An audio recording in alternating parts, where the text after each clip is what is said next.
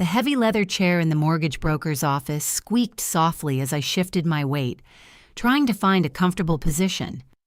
At 28 years old, I was finally crossing the finish line of a marathon that had consumed my entire adult life. For 6 years, I had worked grueling 80-hour weeks as a software developer, living in a cramped, drafty studio apartment, eating cheap noodles, and aggressively funneling every spare dollar I earned into a high-yield savings account. My goal had never been luxury. I just wanted independence. The cashier's check resting on the polished mahogany desk in front of me was made out for $85,000, a full 20% down payment for a modest, quiet 3-bedroom starter home on the outskirts of the city. Mr. Henderson, a veteran loan officer with graying hair and a perfectly ironed collar, was typing rapidly on his keyboard. He had already reviewed my glowing letters of employment and my spotless banking history. "Everything on your income statements is impeccable, Maya," Henderson noted, adjusting his reading glasses as he waited for the internal bank network to load the final query. "We just need the federal credit bureaus to return your official FICO score, and we can lock in your interest rate today. The system usually takes just a few seconds to pull the tri-merge report." I smiled, feeling a rare, warm wave of genuine relief wash over my chest. I had played by the rules my entire life. I was the responsible, invisible daughter. I never asked my parents for a dime, mostly because they funneled every spare resource they had into supporting my 26-year-old brother, Chase. He was their undisputed golden child, a self-proclaimed lifestyle entrepreneur who hadn't held a steady paycheck since high school, yet somehow always wore designer silk shirts and drove leased European sports cars. Securing this house was my ultimate silent victory. The printer beside Henderson's desk hummed to life, sliding a thick stack of warm paper into the output tray. He picked up the top sheet, skimming the bold black text. His professional, welcoming smile vanished. Henderson stopped reading. He frowned deeply, his eyes darting back and forth across the page, before looking at me over the rim of his glasses. The sudden shift in his demeanor completely drained the warmth from the small office, leaving a heavy, suffocating tension in its place. "Maya," Henderson started, his voice dropping into a cautious, highly restricted tone. He sounded like a doctor preparing to deliver a terminal diagnosis. "Did you recently co-sign a major real estate investment, or perhaps omit a secondary property from your loan application?" "Excuse me?" I asked, my brow furrowing in confusion. "No, I've rented the same apartment for 6 years. I haven't even applied for a credit card in 3 years. Why?" Henderson slowly turned the printed document around, sliding it across the desk toward me. He tapped a heavily highlighted column near the center of the page with the tip of his pen. "Because the Federal Credit Bureaus just returned your score as a 410, Henderson stated cleanly, looking me directly in the eye. "According to Equifax and TransUnion, you currently hold an active $500,000 residential jumbo mortgage. It was originated exactly 6 months ago through an online shadow lender. The principal balance is $520,000. The air left my lungs. The blood roared so loudly in my ears that I could barely hear the hum of the office air conditioner. "And unfortunately, Maya," Henderson continued, his tone filled with professional pity, "the account is showing a severe 60-day delinquency warning. You have missed the last 2 mortgage payments. The lending bank has already initiated preliminary foreclosure proceedings. Because your name is listed as the primary borrower, this catastrophic default falls entirely on you. I cannot approve you for a starter home. Right now, legally, I couldn't even approve you for a basic auto loan." I pulled the paper closer, my fingers trembling slightly as my eyes scanned the dark ink. The loan was registered under my full legal name, my exact date of birth, my highly guarded Social Security number. "This is impossible," I whispered, the freezing reality of financial ruin sinking into my bones. I didn't sign for a $500,000 loan. I didn't undergo underwriting.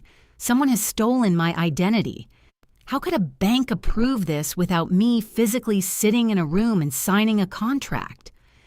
Henderson leaned back in his chair, his posture stiffening into the rigid protocol of a financial investigator. The housing market regulations relaxed significantly regarding remote closings, Henderson explained, a grim edge to his voice. Someone bypassed the traditional in-person notary process by utilizing remote online notarization. If the applicant had physical possession of your Social Security card, your historical W-2 forms, and your previous tax returns, the automated underwriting software would simply process the digital signatures and wire the funds. Do you have any idea who might have access to your physical documents? The pieces snapped together with a sickening, crystalline clarity. 3 years ago, my father, Robert, who worked as a senior tax accountant for a corporate firm, had insisted on preparing my annual tax returns to save me the filing fee. I had handed him a folder containing my birth certificate, my physical Social Security card, and my employment history. He had kept photocopies of everything in his home office safe, claiming he needed them for his records. He had the exact, highly specific financial data required to fool an automated banking algorithm. I need the property address attached to that Vanguard Trust loan, I said. My voice didn't shake. The initial panic was gone, replaced instantly by a sharp freezing and ruthlessly analytical calm. Henderson typed a command into his terminal, pulling the public property registry tied to the fraudulent loan. He wrote the address on a sticky note and handed it to me. 1420 Crestview Drive. I didn't need to look it up on a map app. I already knew exactly what it looked like. It was a sprawling, modern craftsman luxury property located in Oak Hills, the most expensive and exclusive gated suburban neighborhood in the county. It was also the exact address printed on the heavy gold foil invitation sitting on my kitchen counter back at my apartment. My parents had been bragging for weeks to our entire extended family that Chase's new consulting startup had finally taken off, and he had purchased his dream estate to serve as his headquarters. They were hosting a lavish, catered housewarming party there that very afternoon. I had assumed they simply co-signed a lease for him. They hadn't. They had stolen my Social Security number, forged my digital signature, and hijacked 6 years of my hard-earned financial discipline to secure a luxury bachelor pad for a 26-year-old man who refused to work. And because Chase couldn't even cover the monthly installments, the loan was defaulting, permanently destroying my ability to buy my own modest home. I thanked Mr. Henderson, asked him to print every single page of the origination file, including the IP address logs for the digital signatures, and walked out to my car. By the time I pulled my 10-year-old sedan onto Crestview Drive, the sheer scale of their theft became fully visible. Number 1420 was a monument to unearned arrogance. It featured floor-to-ceiling glass windows, a 3-car garage, and a meticulously landscaped lawn. The long, circular driveway was packed with expensive luxury SUVs and imported sedans. A professional valet stand was set up near the front door. High-end catering staff in crisp white shirts carried silver trays of hors d'oeuvres through the open. Mahogany double doors. Upbeat lounge music echoed from the backyard patio. They were throwing a lavish party to celebrate their social status. And my stolen, ruined financial future was funding the open bar. I parked my car down the street, bypassed the valet attendant who tried to take my keys, and walked straight up the wide concrete steps, pushing through the heavy front doors. The interior was decorated with brand new, expensive leather furniture and modern art. 50 guests, mostly my parents' wealthy country club friends and Chase's frat brothers, mingled in the high-ceilinged living room, holding champagne flutes and laughing. I spotted my mother, Carolyn, standing near the sprawling marble kitchen island. She was wearing an elegant floral cocktail dress, holding a martini glass, and happily accepting compliments from her friends about her son's incredible entrepreneurial success. Standing next to her was my father, Robert, wearing a crisp-tailored navy suit. Chase was leaning against the marble countertop in a flashy designer silk shirt, loudly telling a story to his friends about how hard he worked to negotiate the closing price on the property. I walked directly through the crowd. My practical maroon blazer stood out sharply against the sea of expensive resort wear. The conversations around the kitchen island died down as I approached, the guests sensing the sudden drop in temperature. "Maya!" Caroline beamed, entirely oblivious to the cold, dead look in my eyes. She raised her martini glass, playing the role of the welcoming matriarch perfectly. "You finally made it. We were wondering if you were going to show up to celebrate your brother. Isn't the house simply stunning?" "It's a beautiful house, Caroline," I said, my voice cutting cleanly through the background music. I pulled the folded Vanguard Trust origination file from my blazer and dropped it flat onto the marble island, right next to the imported cheese platter. "It's a shame you had to steal my social security number to buy it." The kitchen went dead silent. Several wealthy neighbors awkwardly lowered their drinks, their eyes darting between me and my parents. The jazz music playing from the patio suddenly felt entirely out of place.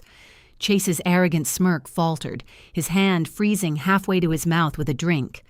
Robert's face instantly drained of color, his eyes locking onto the Vanguard Trust logo printed on the paper. Caroline didn't look guilty. She didn't drop her glass or break down in tears. She looked profoundly annoyed that I had interrupted her carefully curated social performance. "Keep your voice down, Maya. You are making a scene," Caroline hissed, stepping closer and attempting to push the document off the counter. "This isn't the time or the place. Go get a drink and mingle." "The time was 6 months ago when you forged my digital signature on a $500,000 mortgage application," I replied evenly, refusing to lower my voice or break eye contact. "You bypassed the electronic notary using the tax records Robert kept in his safe. You bought a luxury mansion in my name, and you haven't paid the mortgage in 2 months. I just got denied for my own home today because you destroyed my credit score down to a 410. "Oh, for heaven's sake, stop being so dramatic," Caroline snapped, completely abandoning her maternal persona. She took a sip of her martini and looked at me with cold, aristocratic disdain. She didn't deny the crime. She justified it right in front of her friends. "Your brother has a terrible credit score, and Robert and I weren't going to ruin our own financial standing by co-signing a high-risk loan for a bachelor pad," Caroline scoffed, adjusting her floral dress. "You have perfect credit, and you just sit in that tiny apartment hoarding your money. We raised you, Maya. We paid for your braces, we fed you, and we put a roof over your head. You owe us a house. We used your numbers to get Chase started. We were going to catch up on the payments eventually.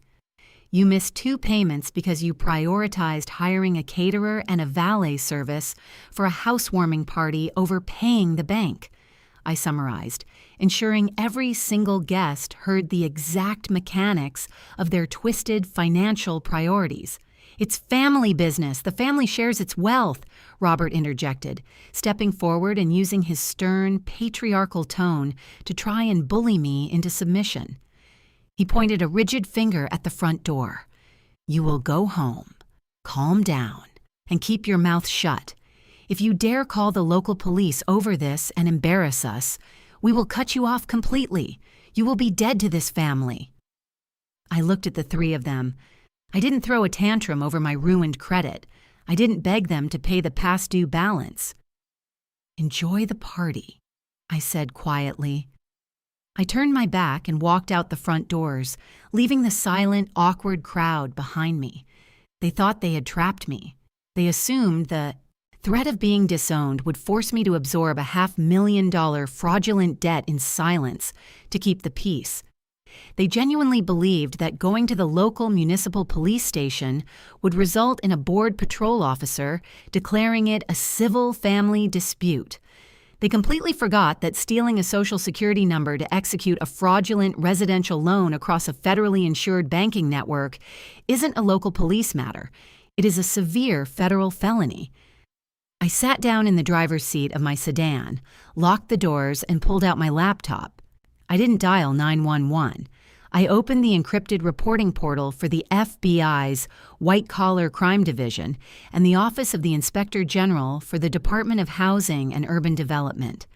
I began uploading the IP addresses, the forged digital signatures, and the exact coordinates of the catered housewarming party. The interior of my 10-year-old sedan was suffocatingly warm, but I deliberately kept the engine off. I needed complete, uninterrupted silence. Parked under the heavy, sprawling branches of an oak tree half a block down the street, I had a clear line of sight to the towering modern craftsman mansion at 1420 Crestview Drive. Through my windshield, I watched the catered housewarming party seamlessly transition into its evening phase. The faint, upbeat rhythm of a live jazz quartet drifted down the manicured block, mingling with the polite, high society laughter of my parents' wealthy friends. I didn't hit the steering wheel in frustration. I didn't break down weeping over my ruined credit score. The initial shock of discovering my 410 FICO rating had completely burned off, leaving behind a cold, highly efficient state of analytical focus. I unzipped my work bag, pulled out my laptop, and rested it against the steering wheel, tethering the internet connection to my cell phone's secure cellular hotspot. My parents had built their entire arrogant defense on the assumption that the justice system operated like a customer service desk. They genuinely believed that if I walked into a local municipal police precinct, a bored desk sergeant would glance at the complicated mortgage paperwork, label it a messy, civil probate issue, and tell me to hire a family lawyer. They thought the social pressure of a crowded room, combined with the threat of being cut off from the family, would force me to quietly absorb a $500,000 default. They failed to understand the actual mechanics of the crime they had committed. Stealing a physical credit card from a purse is a local police matter. Stealing a Social Security number to forge a digital signature and secure a jumbo residential loan from a federally insured lending institution is a direct violation of Title 18 United States Code, Section 1344 Bank Fraud. I bypassed the local 911 dispatch entirely. I opened my web browser and navigated straight to the encrypted reporting portal for the Office of the Inspector General for the ADB, Department of Housing and Urban Development, HUD-OIG, simultaneously linking the submission to the White-Collar Crime Division of the Federal Bureau of Investigation. My fingers moved across the keyboard with the practiced efficiency of a software developer debugging a critical system error. I didn't type out an emotional, weeping plea. I built a clinical, undeniable paper trail. I uploaded high-resolution PDF scans of every single page Mr. Henderson had printed for me. I attached my actual W-2 forms, my legitimate tax returns, and my current apartment lease to prove my physical residence for the past 6 years. Then I uploaded the digital signature origination logs from the Vanguard Trust file. When Robert bypassed the online notary to forge my signature on the closing documents, he hadn't used a sophisticated VPN or a secure proxy server to mask his location. He was an arrogant corporate tax accountant who genuinely believed his own daughter would never dare audit his actions. Buffers. Automated DocuSign software had permanently stamped the digital contract with his exact unalterable IPv4 network address. I ran a quick public registry trace on the IP address. It didn't point to my cramped studio apartment. It resolved directly to the commercial Comcast router registered to Robert Vance, located at my parents' 4-bedroom suburban home 15 miles away. He had literally sat at his home office desk, connected to his personal Wi-Fi, and typed my Social Security number into a shadow lender's portal to hijack my credit profile. Furthermore, the 20% down payment required to close on the mansion hadn't materialized out of thin air. The bank routing numbers listed in the wire transfer logs perfectly matched the joint checking account belonging to Robert and Caroline. They had paid the down payment from their own pockets, but forced the $500,000 legal liability and the catastrophic monthly interest onto my stolen identity to protect their own immaculate credit ratings. I compiled the IP logs, the routing numbers, and the forged documents into a single encrypted PDF. I typed a brief summary of the identity theft, explicitly noting that all 3 suspects were currently gathered at the fraudulently purchased property, and hit submit. A green confirmation checkmark appeared on my screen, generating a priority federal tracking number. A web form alone wouldn't trigger an immediate response. I needed human intervention. I picked up my phone, dialed the direct line for the regional FBI field office, and navigated the automated menu until a duty agent in the white-collar crime division answered the line. "Agent Reynolds," a deep, tired voice announced. "My name is Maya Vance," I stated, keeping my tone perfectly flat. "I am calling to escalate IC3 complaint number 884-Delta. I have uploaded physical proof of an active $500,000 residential mortgage fraud, aggravated identity theft, and federal wire fraud perpetrated against my Social Security number."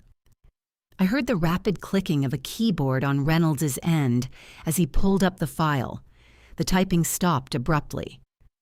"You obtained the digital signature logs from the originating bank?" Reynolds asked, his voice losing its tired edge, instantly sharpening into professional focus. "Miss Vance, this IP routing data connects the fraudulent application directly to your father's residence. The down payment was wired from his personal checking account." "Yes," I confirmed. "My father is a senior tax accountant for a corporate firm. He retained physical copies of my birth certificate and W-2s from a previous tax filing to bypass the automated underwriting process. The loan is currently 60 days delinquent. The primary reason I'm calling right now is location and evidence preservation." "Explain," Reynolds instructed. "The fraudulent loan was used to purchase a luxury property at 1420 Crestview Drive," I said, watching a valet attendant park another, imported SUV in the driveway. "The primary suspects, my father, my mother, and my brother, who is the sole resident of the stolen property, are currently hosting a catered housewarming party at that exact address with 50 guests. My father knows I have discovered the fraud.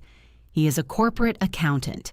He has the technical capability to wipe his home servers, destroy his digital paper trail, and attempt to liquidate the property." A heavy silence fell over the line. In the realm of federal law enforcement, a suspect with financial expertise, advanced warning, and $500,000 in stolen assets is classified immediately as a high-risk flight, an evidence destruction variable. "Do not approach the residence, Miss Vance," Reynolds commanded, the bureaucracy shifting gears into a tactical response. "Maintain your distance. We are deploying an evidence recovery team and securing the perimeter." I lowered the phone, resting my head against the warm glass of the driver's side window. Inside the mansion, completely oblivious to the federal crosshairs locking onto their location, the celebration of unearned wealth was reaching its peak. Through the large floor-to-ceiling glass windows of the living room, I could clearly see Chase standing on the raised hearth of the modern fireplace. He tapped a silver spoon against his champagne flute, commanding the attention of the crowded room. The jazz band smoothly faded out. The wealthy country club guests turned toward the golden child, raising their glasses in anticipation. "I just want to say a few words," Chase began, projecting his voice with the practiced, effortless confidence of a man who had never faced a single consequence in his entire 26 years. He smoothed the lapels of his crisp, light gray linen suit. "When I started my consulting firm, a lot of people told me that the market was too tough. They said you have to grind for decades in a cubicle just to get a piece of the pie." He paused, smiling. warmly at our mother, Carolyn, who was standing in the front row. She was beaming with toxic pride in her floral cocktail dress, wiping a theatrical tear from her eye. But I knew that if you just hustle, if you just visualize your success and refuse to take no for an answer, the universe rewards you, Chase continued, delivering a sickeningly hollow speech about work ethic while standing inside a $500,000 crime scene. This house isn't just a home. It's proof that hard work pays off. I want to thank my parents, Robert and Caroline, for believing in my vision, to family and to success. To success, the crowd echoed enthusiastically. Glasses clinked together. Robert puffed out his chest in his tailored navy suit, patting his son on the back. They were drowning in their own manufactured glory, deeply convinced that throwing me out the front door had permanently solved their problem. They didn't hear the deep, synchronized rumble of heavy diesel engines turning onto Crestview Drive until it was entirely too late. There were no warning sirens. Federal tactical teams do not announce their arrival when securing a perimeter for a white-collar raid involving potential evidence destruction.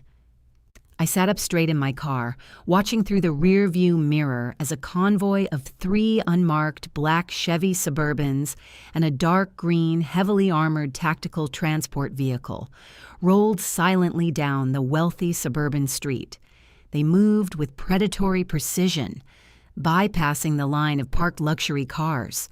The armored transport swerved aggressively onto the manicured green lawn of number 1420. Crushing a row of expensive imported rose bushes beneath its heavy reinforced tires. The 3 Suburbans formed a tight barricade across the circular driveway, completely boxing in the professional valet stand. The valet attendant dropped a set of Mercedes keys onto the pavement, his jaw falling open in sheer shock. The heavy steel doors of the vehicles opened in perfect unison. The quiet, wealthy neighborhood was instantly overwhelmed by the sharp, rhythmic thud of tactical boots hitting the asphalt. 12 heavily built federal agents stepped out into the evening air. Because the property was sprawling, crowded with unknown guests, and required immediate securing, the FBI had deployed a regional SWAT element to execute the search and seizure warrant. They wore dark green Kevlar vests, heavy tactical helmets, and carried standard-issue rifles slung securely across their chests. The bright yellow letters FBI SWAT were stenciled across their backs, providing a terrifying contrast to the serene, affluent surroundings. They didn't ring the doorbell. They didn't wait for an invitation. The lead tactical agent marched straight up the wide concrete steps, his heavy boots echoing loudly, and pushed firmly through the mahogany double doors, stepping directly into the crowded, high-ceilinged living room. The jazz band stopped playing instantly. A catering. Waiter, startled by the sudden influx of heavily armed men, dropped a silver tray of crab cakes. The metallic clatter against the marble floor rang out like a gunshot in the sudden, suffocating silence. 50 wealthy guests froze in place, their champagne flutes hovering awkwardly in the air, staring in horrified confusion at the federal law enforcement officers flooding into the luxury bachelor pad. "Federal agents! Nobody moves! Step away from the exits and keep your hands visible!" The lead agent's voice boomed over the crowd, carrying an uncompromising authority that completely shattered the illusion of Chase's entrepreneurial empire. Chase stood frozen on the raised hearth of the fireplace. His arrogant, confident smirk evaporated in a microsecond, his face turning the color of wet ash. The light gray linen suit suddenly looked incredibly fragile. Robert, entirely blinded by decades of country club privilege, genuinely believed he could manage the situation like a corporate boardroom dispute. He adjusted his navy suit jacket, forced a tight diplomatic smile, and took a confident step toward the lead tactical agent. "Officer, there is clearly a misunderstanding here," Robert announced, attempting to project his deep patriarchal authority over the room. "I am a senior tax partner at Vance and Associates. This is a private residence, and we are hosting a private event. Whatever municipal permit issue you are investigating, my attorneys can handle it quietly on Monday morning. You are frightening our guests." The lead agent didn't smile. He didn't lower his weapon. He looked directly at Robert, his eyes narrowing with the cold calculation of a man who dealt with white-collar criminals every single day. "We aren't here for a municipal permit, Mr. Vance," the agent replied, his voice echoing cleanly off the expensive glass windows. "We are executing a federal search and seizure warrant for fraudulent financial documentation and securing this property under the authority of the United States Inspector General." The metallic clatter of the dropped silver catering tray echoed sharply across the high-ceilinged living room, hanging painfully in the sudden, suffocating silence. 50 wealthy guests dressed in expensive cocktail attire stood perfectly still among the modern leather furniture. A woman in a sparkling sequin dress nervously set her half-empty champagne flute down on a side table, taking a slow step backward away from the heavily armed federal agents securing the exits. Robert's tailored navy suit suddenly seemed entirely too tight. He blinked rapidly, his polished, confident country club demeanor cracking around the edges as he stared at the lead SWAT agent. The word federal was a direct, terrifying blow to the delicate manufactured illusion of success his family had spent years cultivating. "Federal search warrant?" Robert repeated, his booming voice dropping an octave, sounding tight and strained. He instinctively reached up to adjust his silk tie. "Officer, there must be a clerical error at the courthouse. We have not committed any financial crimes. I am a senior tax partner with an immaculate professional record. My son, Chase, is the legal owner of this property. His consulting firm purchased it last month. If there is a tax issue, I can pull the filings right now and clear this up. You are terrifying my guests over a simple bureaucratic mix-up." The lead tactical agent didn't smile. He lowered the barrel of his rifle slightly to a safe retention position, but his posture remained completely rigid, uncompromising, and deeply unimpressed by Robert's corporate titles. He pulled a thick, folded document from the cargo pocket of his dark green Kevlar vest. "We are fully aware of your employment status at Vance & Associates, Mr. Vance," the agent stated cleanly, his deep voice carrying effortlessly over the silent crowd of wide-eyed socialites. He unfolded the paper. "Which is exactly why a secondary digital forensics team is currently breaching your home office 15 miles away to secure your commercial servers and prevent the destruction of evidentiary IP routing logs." Robert's jaw dropped. The realization that federal law enforcement was currently tearing through his heavily guarded suburban home hit him like a physical blow. "My servers?" Robert choked out, his eyes widening in sheer terror. "You have no right. I handle sensitive financial data for high-net-worth clients. I have strict confidentiality privileges." "You surrendered those privileges the moment you utilized your personal residential internet connection to bypass a remote online notarization protocol," the agent replied smoothly, executing a lethal technical takedown. "We are executing an immediate seizure of this property under the authority of the Department of Housing and Urban Development Office of the Inspector General.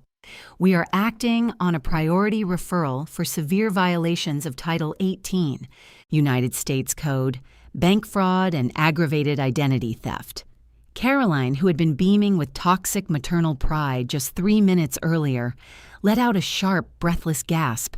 She gripped the edge of the marble kitchen island to steady herself, the color rapidly draining from her face beneath her elegant, floral cocktail dress. "Identity theft?" Caroline whispered, her aristocratic facade crumbling as her country club friends exchanged horrified, knowing glances. She desperately attempted to deploy her last remaining line of defense, the toxic suburban entitlement she always used against me. "Wait, this is about Maya, isn't it? That selfish, vindictive little liar. Officer, listen to me. This is a private family dispute. We raised her. We paid for her food and clothing for 18 years. The family shares its wealth. We simply borrowed her credit score for a few months to help her brother get his business off the ground. It isn't a federal crime to help your own son." A low murmur of genuine, disgusted shock rippled through the gathered crowd. "Maya," the president of Caroline's exclusive country club, whispered loudly from the back of the room, turning to her husband with a look of pure revulsion. "Isn't that their older daughter? The software developer they always complain about?" Caroline's face flushed a deep, humiliating crimson. The illusion was dead. The neighbors she had spent decades trying to impress were currently watching her actively confess to stealing her own daughter's identity in front of federal law enforcement. The lead agent slowly looked from Caroline to Robert, his eyes narrowing with a cold, professional disdain that cut deeper than any yell or threat. "Ma'am, utilizing a stolen Social Security number and physical tax records to electronically forge a digital signature and secure a $520,000 jumbo residential mortgage across state banking lines is not a family dispute," the agent stated, tightening the bureaucratic noose. "It is a Class B federal felony. And considering the loan is currently in severe delinquency, you haven't just borrowed a credit score. You have actively defrauded a federally insured lending institution." Chase stood entirely frozen on the raised stone hearth of the modern fireplace. He looked down at the champagne flute still clutched tightly in his hand. The 26-year-old golden child who had just delivered a nauseatingly arrogant speech about hustling and visualizing success was suddenly faced with the crushing reality of a federal penitentiary. He didn't step forward to defend his father's professional record. He didn't try to protect his mother from the harsh glare of social humiliation. The illusion of his luxurious, work-free future evaporated instantly, replaced by pure terror. He immediately activated his deeply ingrained survival instinct, rapid, cowardly betrayal. "I didn't do it! I didn't sign anything!" Chase yelled, his voice cracking loudly as he practically threw his crystal champagne flute onto the carpet. He frantically raised both hands in the air, backing up until his shoulders hit the decorative stone wall. He pointed a trembling finger directly at his own horrified parents, standing near the kitchen island. It was his idea. Dad is the accountant. He took her tax returns from his safe. Mom paid the down payment. I just wanted a nice house to launch my consulting firm. I didn't forge the digital signatures. They did it. Arrest them." "Chase, how could you?" Caroline sobbed, her jaw dropping in horrified disbelief. She stared at the son she had just committed a severe federal felony to spoil. The matriarch who had proudly bragged about his success was now being thrown under the bus by the very child she had protected his entire life. "Shut up, Mom! I'm not going to federal prison for a stupid house!" Chase shrieked, his face slick with a cold sweat. He desperately turned toward his frat brothers, searching for any remaining shred of social validation. "Tell them, guys, I didn't know the loan was fake.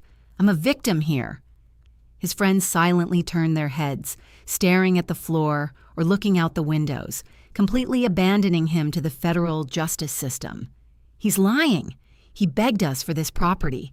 He said he needed a luxury headquarters to project success to his clients," Caroline wailed, completely abandoning her dignified posture and pointing an accusing finger right back at her son. "We risked everything for you, Chase. You ungrateful brat. We ruined your sister's life for you. And you successfully executed a conspiracy to commit wire fraud," the lead agent noted cleanly, his voice cutting through the screaming match. He didn't yell. He didn't need to. The sheer weight of the federal penal code did the talking for him. He gestured sharply to the heavily built tactical agents fanning out across the room. Robert instinctively took a slow step backward, raising his hands in a pathetic gesture of surrender. The arrogant, booming patriarch who had threatened to cut me off from the family 20 minutes ago, was completely, irrevocably broken in front of his peers. "Officers, please," Robert stammered, his eyes wide with panic as a SWAT agent stepped aggressively toward him. "I am a senior tax partner. My firm will fire me. I will be disbarred. We are a wealthy family. We will call the bank right now and pay the 2 months of past due mortgage. We will fix the credit score. Just tell us how much the federal government wants in fines." "Sir, turn around and place your hands behind your back," the SWAT agent commanded sharply, his heavy hand dropping to his utility belt.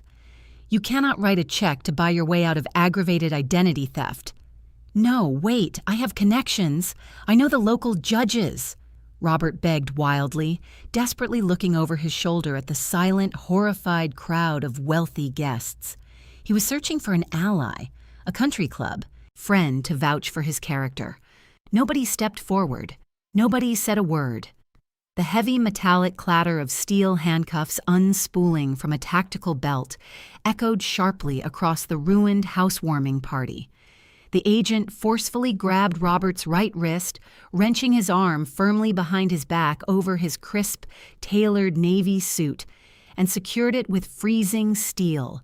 The ratcheting click of the metal teeth engaging finalized his total social destruction. "Robert, do something! He's hurting me!" Caroline screamed in terror near the kitchen island as a second agent firmly grabbed her arm, pulling her away from the marble counter. She thrashed against the hold, her elegant floral dress twisting as the agent efficiently crossed her wrists at the small of her back. Chase pressed himself harder against the stone fireplace, watching his parents get handcuffed in the middle of his stolen bachelor pad. He was trembling so intensely that the lapels of his light gray linen suit were shaking. "Mr. Vance," the lead agent addressed Chase directly, stepping up to the raised hearth. "You physically signed the state property registry and the local utility contracts claiming legitimate ownership and primary residence of an estate funded entirely by illicit wire transfers. You also actively utilize the stolen asset for commercial business purposes. You are an active accessory to federal bank fraud." "No, please, I just moved in," Chase gasped, shutting his eyes tightly as a third pair of steel handcuffs ratcheted loudly around his wrists. The man who had demanded a $500,000 mansion to project success on Instagram was read his Miranda rights in front of every single person he had tried to impress.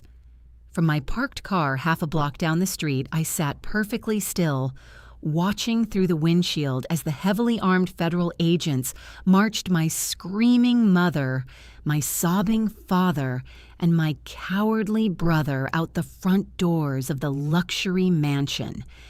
They dragged them directly past the silent valet stand, past the rows of imported luxury cars, and shoved them into the back of the waiting tactical vehicles. The flashing red and blue law enforcement strobes painted the manicured lawn, signaling the end of their unearned empire. They thought my dedication to my career made me an easy, silent target. They completely forgot that a woman who works 80 hours a week to build her own independence doesn't negotiate with thieves. The heavy steel doors of the federal tactical transport vehicle slammed shut with a deep, echoing thud that rolled down the quiet, affluent suburban street. The flashing red and blue law enforcement strobes painted the paralyzed faces of the country club guests standing near the valet stand. I sat perfectly still in the driver's seat of my 10-year-old sedan, my hands resting lightly on the steering wheel. I watched the convoy of unmarked black SUVs smoothly reverse off the ruined, manicured lawn of 1420 Crestview Drive, carrying my handcuffed, humiliated family directly toward the Federal Processing Center. Back at the mansion, the 50 wealthy attendees were awkwardly and hastily attempting to leave the crime scene. The professional valet attendant, looking completely shell-shocked, was practically sprinting to retrieve expensive imported cars for frantic neighbors who desperately wanted to distance themselves from the catastrophic social fallout of an FBI raid. The jazz band had silently packed up their instruments and slipped out the back gate. The lavishly catered housewarming party, funded entirely by my stolen financial future, was officially over. I didn't feel a sudden rush of triumphant joy. I didn't roll down my window to mock my parents' friends as they drove away in a panic. I was simply exhausted. When you spend 6 years working grueling 80-hour weeks to build an honest life, only to discover your own parents systematically robbed you to build a vanity project for an unemployed sibling, the emotional detachment is immediate and permanent.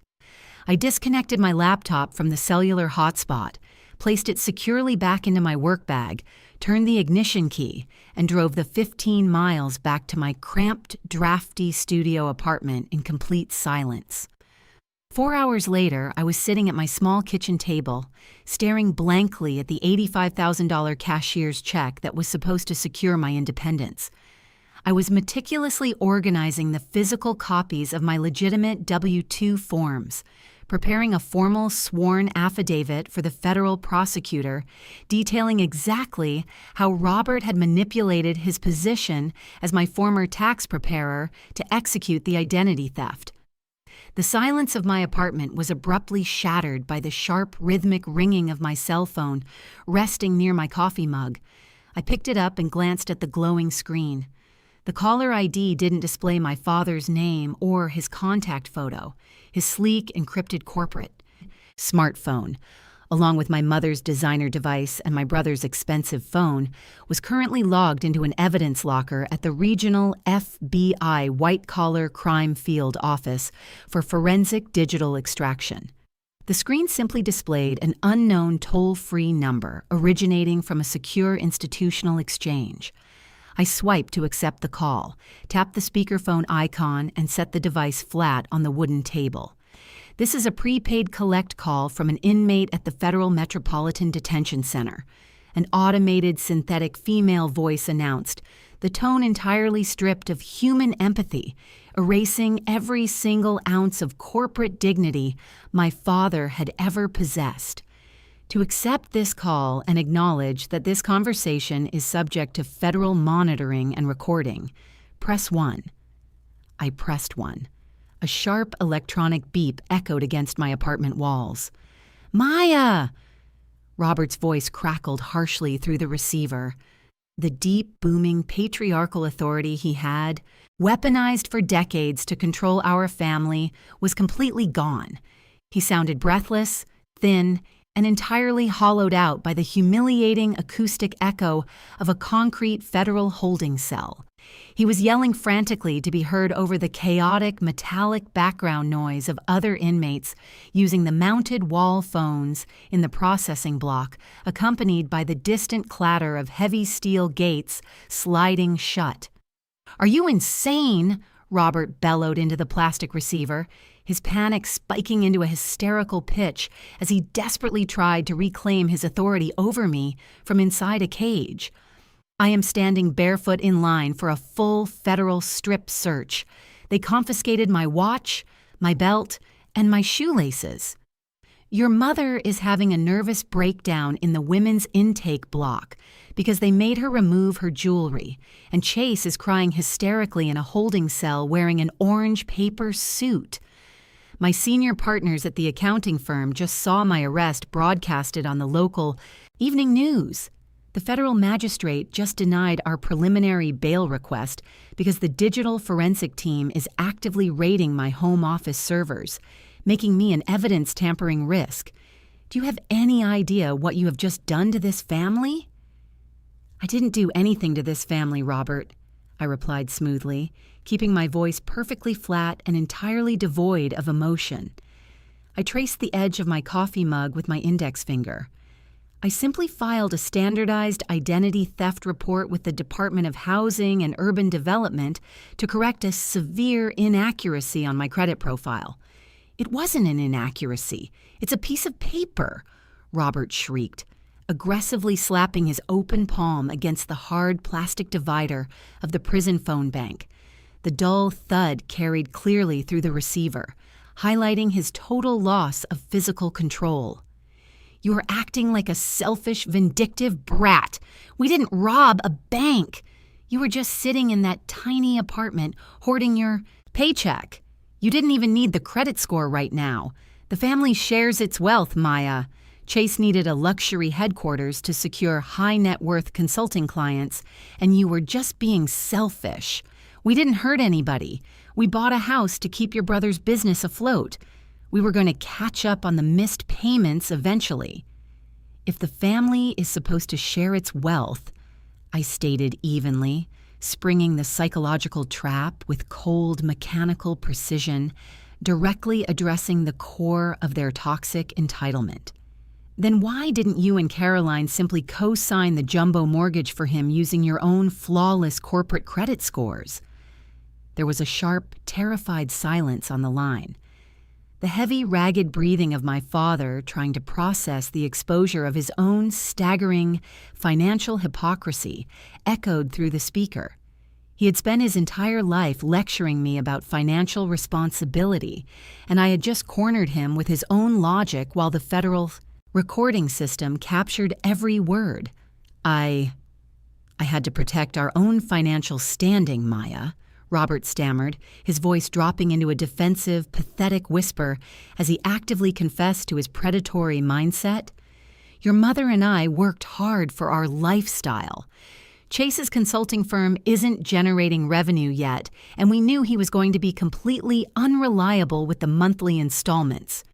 If he missed a payment, a $500,000 debt delinquency would have ruined our ability to refinance our own home.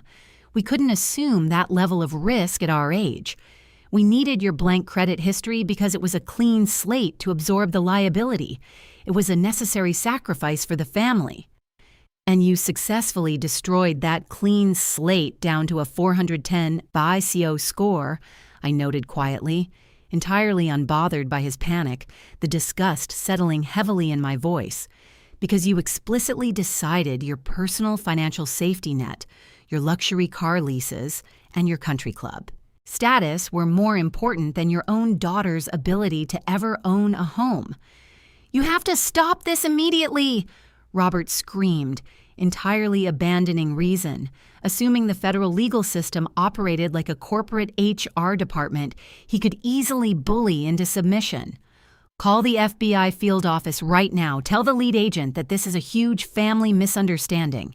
Tell them you gave me verbal permission to use your physical W-2s to bypass that online notary. If we get formally charged with federal mortgage fraud, my accounting firm will fire me instantly. I will be permanently disbarred by the state accounting board. We will lose our house. You are ruining our lives over a stupid signature. I cannot call the FBI and tell them it was a mistake, Robert, I explained, leaning back against my wooden chair, staring at the ceiling of my cramped apartment. Because it wasn't a mistake. And even if I wanted to commit federal perjury and risk a 10-year sentence to protect a man who just intentionally ruined my life's work to shield himself from risk, the situation is completely out of my hands. The moment the automated banking network flagged a $500,000 fraudulent electronic signature originating across state lines, the incident escalated beyond a simple civil complaint into a priority federal criminal jurisdiction. What do you mean it's out of your hands? Robert whispered, his voice trembling visibly over the line. You are my daughter. Just drop the charges. I will call the shadow lender. I will force them to cancel the foreclosure proceedings and give you the credit score back. Please, I will pay the past due balance tomorrow morning. You cannot simply return a fraudulently purchased asset to avoid federal prosecution, Robert, I stated cleanly.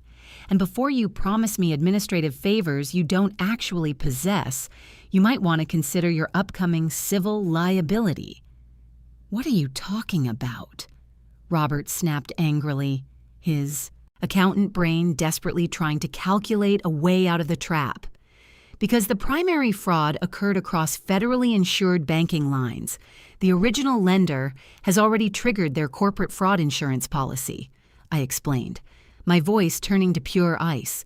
You bypassed a remote online notary protocol using stolen tax forms. You committed wire fraud. The bank is currently cooperating fully with the Inspector General." The line went completely dead silent. The chaotic noise of the prison holding area faded into the background as Robert processed the lethal arithmetic of his actions. "The FBI's digital forensics team is currently dismantling your home office servers, formally documenting every single IP routing log that connects you to the forged digital signature," I concluded smoothly, delivering the final bureaucratic blow. "And because Caroline is currently being processed on felony conspiracy charges alongside you, the federal government is legally required to liquidate 1420 Crestview Drive at auction to attempt to recoup the stolen funds. Because foreclosed properties rarely sell for full market value, the lending bank will suffer a devastating financial deficit." "They can't do that," Robert shrieked, his voice vibrating with hysterical, uncontrolled desperation. "The house is worth $500,000. The bank will get their money back." "It's not about the house, Robert," I corrected him softly. "It's about the deficiency judgment. When the bank auctions that property for a loss, they are going to legally subrogate the remaining debt directly against your personal 4-bedroom suburban home, your corporate pension, and your luxury car leases to cover the gap. You didn't just ruin my credit score." Robert let out a sound that was half gasp, half sob. "When this is over, we are completely cutting you off from this family. Do you hear me? You are dead to us, Maya. Dead!" Robert roared into the plastic receiver, desperately trying to reclaim control through sheer, humiliating volume and empty threats. "Caroline already promised me that 4 hours ago at the party," I said quietly, flawlessly executing the lethal callback. I disconnected the prepaid institutional call, placed the phone face down on my scratched dining table, and finally allowed myself to rest.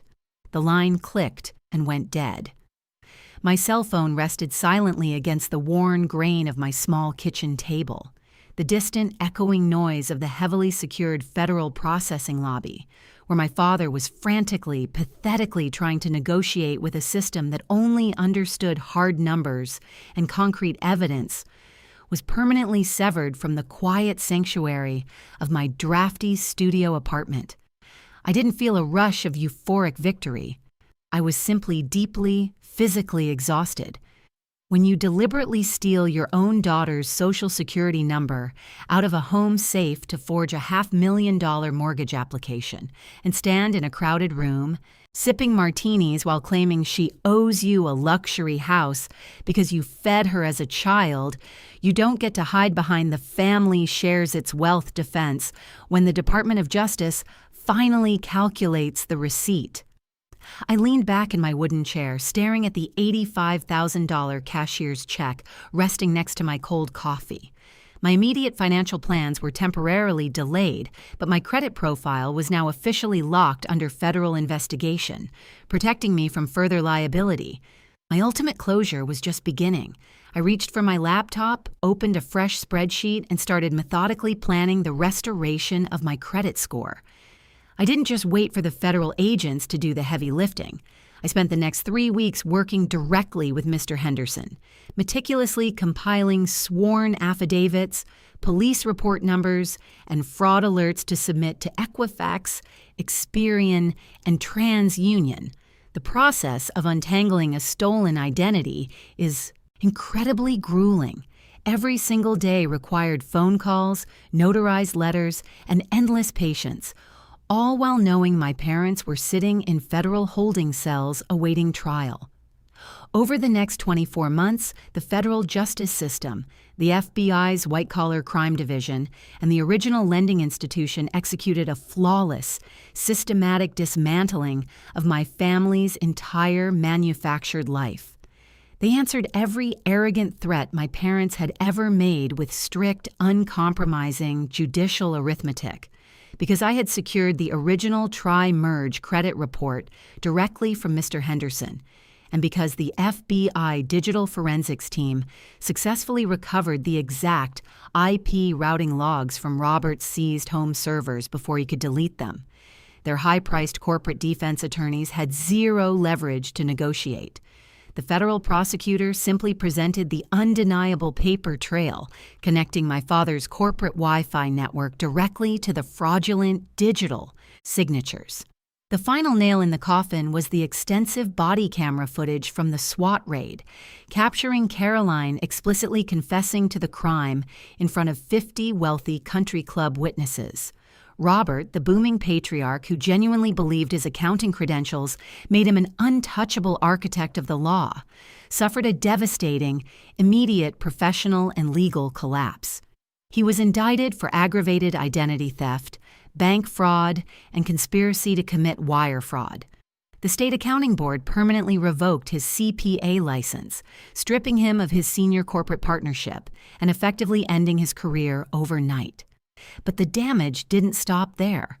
The Internal Revenue Service, notoriously ruthless when dealing with wire fraud, initiated a full invasive audit on his accounting firm, uncovering years of minor tax discrepancies he had filed on behalf of his wealthy clients, his former country club friends, the very people who had stood in the living room and witnessed his arrest at the party, were suddenly subjected to grueling federal tax audits simply because of their professional association with him.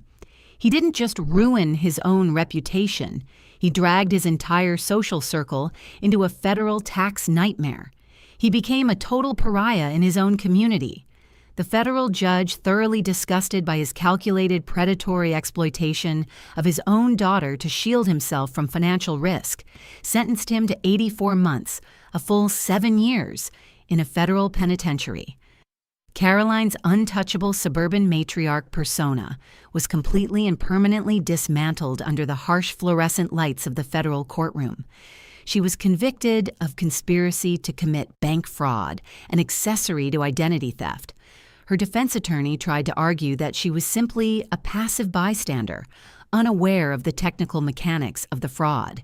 The judge immediately shut that down by playing the extensive body camera footage from the SWAT raid, explicitly citing her recorded, narcissistic claim that she was owed a luxury house because she provided basic parental care. She was sentenced to 60 months, 5 years, in a minimum security federal facility. The conviction triggered her immediate humiliating expulsion from her exclusive country club.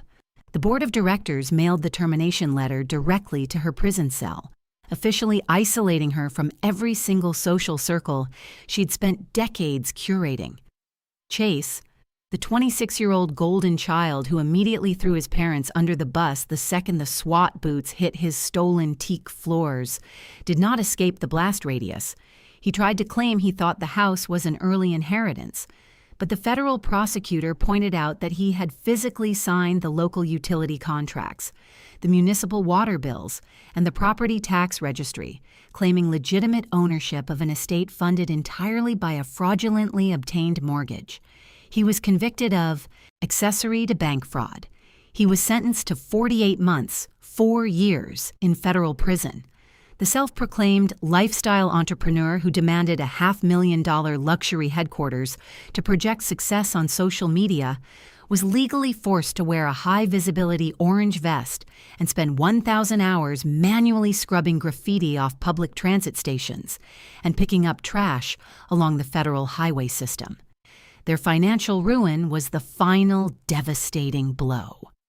The federal government and the banking sector do not negotiate with identity thieves. Because the $520,000 jumbo mortgage was obtained entirely through felony wire fraud, the lender officially initiated an accelerated foreclosure on the 1,420 Crestview Drive mansion. However, the luxury real estate market had cooled significantly. The bank auctioned the property off to a corporate buyer for only $400,000, resulting in a staggering $120,000 deficiency gap, compounded by tens of thousands of dollars in federal restitution fines, early termination fees, and legal penalties. Furthermore, Because Robert had bypassed standard banking protocols, the IRS classified the fraudulently obtained $500,000 as undeclared taxable income, burying them in evasion penalties. To cover the crushing deficit, the lending institution successfully filed a deficiency judgment directly against my parents' remaining assets. The court authorized the immediate seizure and liquidation of their beloved four-bedroom suburban home. The United States Marshal Service arrived on a Tuesday morning, hammering a red foreclosure sign into the manicured lawn. They lost every single cent of their carefully hoarded wealth. Robert's entire corporate pension was seized. Their two leased luxury SUVs were repossessed from the driveway. They are entirely and permanently bankrupt, leaving prison with nothing but the clothes on their backs. With the federal investigation successfully concluded, the Office of the Inspector General issued a formal, binding decree to the credit bureaus. They officially wiped the fraudulent mortgage, the severe delinquency warnings, and the devastating hard inquiries from my profile. My FICO score was fully restored to an immaculate 810. 8 months later, I walked back into Mr. Henderson's office, handed him my $85,000 cashier's check, and used my hard-earned savings to purchase a beautiful, quiet, 3-bedroom starter home on the edge of the city, completely free from their toxic influence. They thought they could use a stolen Social Security number and a toxic family communism excuse to hijack my life's work just so an entitled 26-year-old could throw a catered party for his frat brothers.